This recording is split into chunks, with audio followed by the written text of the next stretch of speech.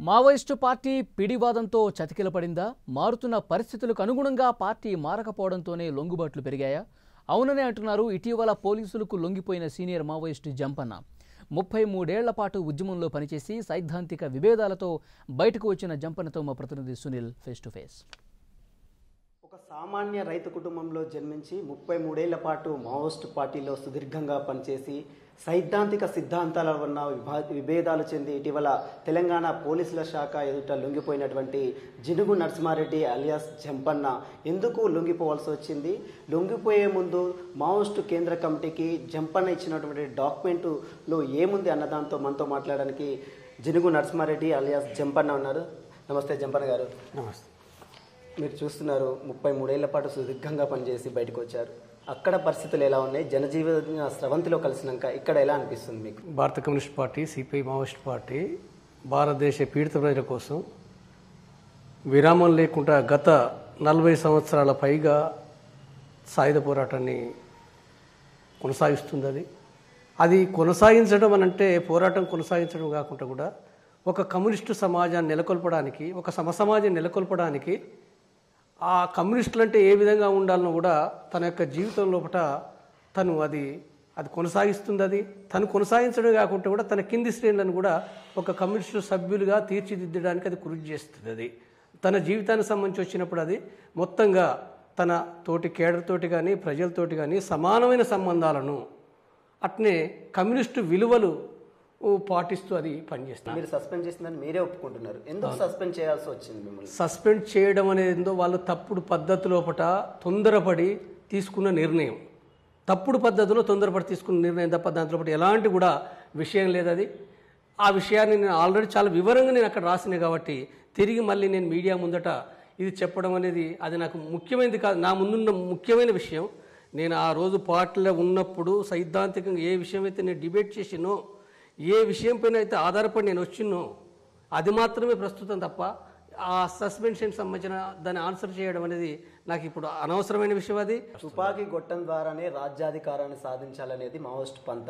అది ఇప్పుడు ఉన్నటువంటి పరిస్థితుల్లో అమలయ్యే పనేనా? మొదటి నుంచి గెర్లా జోన్స్ విముక్తి ప్రాంతాలు ఏర్పాటు చేసుకుంటూ భారతదేశ వ్యాప్తంగా విముక్తి సాధించాలనేదో మావోయిస్టు సిద్ధాంతం. అది ఆ సిద్ధాంతం చైనా లోపల విజయవంతమైంది. భారతదేశ పరిస్థితులు కూడా చైనాకు దగ్గరగా ఉన్నాయన్న దాంతో చారుమజుందార్ 1960 దశకం లోపల తీసుకున్న లైన్ ఏదైతుందో ఆ లైన్ను సిపిఎంఎల్ పీపుల్స్ వారు లేదా ఆ తర్వాత సిపిఐ మావోయిస్టు అది కొనసాగించింది. ఆ లైన్ కొనసాగించిన ఫలితంగా దానికి ఆ ఉద్యమం ముందుకు పోయిన కాలం కూడా ఒకటి ఉన్నది. అది 90 లేదా 2000 వరకు కూడా ఏంటంటే ఆ ఉద్యమం ముందుకు పోయింది. అది అయితే ఆ తర్వాత మారిన పరిస్థితులకు అనుగుణంగా సిపిఐ మావోయిస్టు తన లైన్ను మార్చుకోలేదు.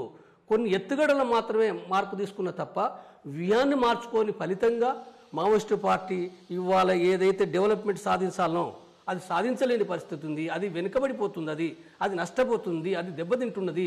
దీర్ఘకాలిక ప్రజాపంత అడవిలో ఉండి ఆయుధాలు పట్టుకొని చేస్తే ప్రజల సమస్యలు తీరుతాయంటారా? ఖచ్చితంగా దీర్ఘకాలిక ప్రజాయుద్ధ పంత అనేది ఏందో ఇవాళ అది అవుట్డేటెడ్ అనే విషయాన్ని నా డాక్యుమెంట్లో చాలా స్పష్టంగా చెప్పిన నేను. ఇవాళ అది సాధ్యం కాదు.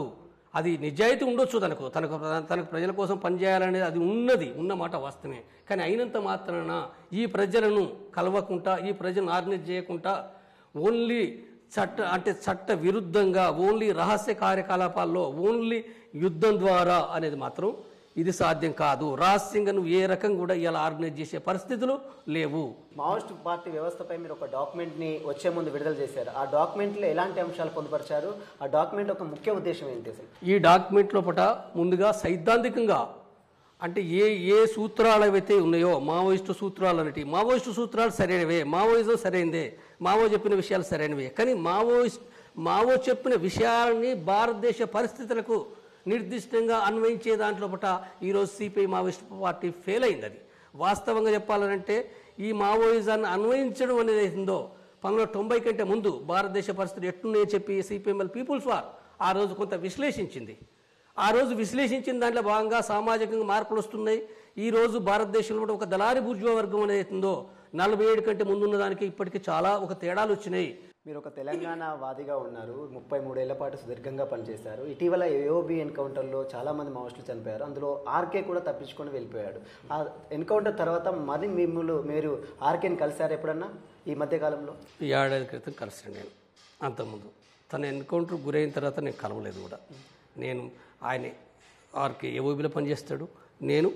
నేను ఒరిస్సాలో పనిచేస్తూ నేను ఛత్తీస్గఢ్ ద్వారా ఇక్కడికి సరెండర్ కావడానికి నేను వచ్చిన. రామకృష్ణకు నాకు 2 సంవత్సరాలు వచ్చి కూడా నాకు ఎలా మాట్లాడుకుంటారా? ప్రతిసారి కలిసినప్పుడు మాట్లాడుకుంటాం. ఆయన కేంద్ర కమిటీ మెంబరే, నేను కేంద్ర కమిటీ మెంబరే. కమిటీ మీటింగ్లో మాట్లాడుకుంటాం. కమిటీ బయట కూడా వివిధ సందర్భాల్లో అనేక మాట్లాడుకుంటాను.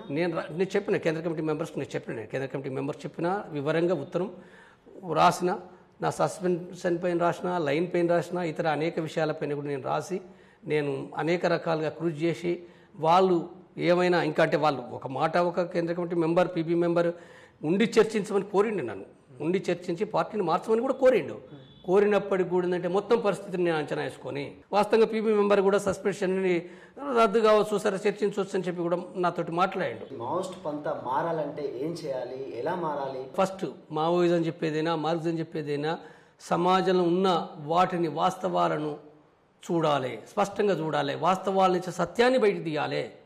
వాస్తవాలు వేరు, సత్యం వేరు. వాస్తవాలు అనేకమైన వాస్తవాలు ఉంటాయి. భూస్వామి ఉండొచ్చు, ఒకడు ఇద్దరు ఉండొచ్చు, 10 మంది ఉండొచ్చు. కానీ 10 మంది భూస్వామి వ్యవస్థ ఉన్నదని సారాంశం కాదది. సారాంశం ఏంటిది? ఇవాళ సమాజంలో పెట్టుబడిదారి వర్గం ఆధిపత్యం ఉన్నదని సారాంశం. ఈ సారాంశాన్ని తీయాలి. ఈ సత్యాన్ని తీసే సందర్భంగా పిడివాదానికి లోను కావద్దు, సాంప్రదాయవాదానికి లోను కావద్దు. ఫ్యూచర్లో జంపన్నని ఒక రాజకీయ నాయకుడిగా చూడొచ్చా, లేదా ఒక స్వతంత్ర పార్టీ పెట్టే ఆలోచన ఉందంటారా? నేను ఇప్పుడు సాధారణ పౌరుని. నేను పార్టీలో పోయే ముందు సాధారణ పౌరుని. నేను ఒక వర్కర్ను. నేను ఒక రైతు బిడ్డను. నేను ఆ రోజు ఎట్లయితేనో ఈ రోజు కూడా అట్లే ఉన్నా. ఆ రోజు ఉన్నదానికంటే కూడా ఇవాళ మా ఇంట్లో భూమి పోయి, మా ఇల్లు పోయి, నేను ఒక రకంగా కిరాయి తీసుకొని ఇక్కడ ఒక రకంగా మేము భార్యాభర్తలం ఈ అన్నిటికీ దూరమైనప్పుడు కూడా ఒక సాధారణ జీవితాన్ని మేము గడుపుతున్నాం. మేము ఏ రాజకీయ పార్టీలో చేరలే, లేదా వెంటనే నాకు ఎలాంటి ఒక పెద్ద లక్ష్యాలు, పెద్ద ప్రోగ్రాంలు ఏం లేవు. ఓన్లీ ఇది మాత్రమే. నేను ఉద్యమ చరిత్రని చెప్పినందుకు టెన్టీ పక్షాన్ని మళ్ళీ ఒకసారి మీకు హృదయపూర్వక ధన్యవాదాలండి. ఇది మనం చూస్తున్నాం. మొత్తం మీద మావోయిస్ట్ పార్టీ సిద్ధాంతం మారాలి. ప్రస్తుతం ఉన్నటువంటి పరిణామాలు, భవిష్యత్తులో ఉన్నటువంటి పరిణామాలు చాలా వ్యత్యాసాలు ఉన్నాయి. అతని యొక్క పరిస్థితి మాత్రం త్వరలో భవిష్యత్తు కార్యాచరణ కూడా ప్రకటిస్తాం, ప్రజల్లో ఉండి ఉద్యమాలు చేస్తాను, కానీ రాజకీయ పార్టీ స్థాపిస్తానా లేదా అన్నది మాత్రం భవిష్యత్తే నిర్ణయిస్తుంది. అంతే మాత్రం కానీ ప్రజల్లో ఉండి మాత్రం తాను పోరాటం చేస్తానని మాత్రం మావోయిస్ట్ పార్టీ మాజీ సెంట్రల్ కమిటీ సభ్యుడు జినుగు నరసింహారెడ్డి అలియాస్ జంపన్న చెప్తున్న పరిస్థితి కనబడుతుంది. వీడియో జర్నలిస్ట్ రాజుతో సునీల్, 10 టీవీ, హైదరాబాద్.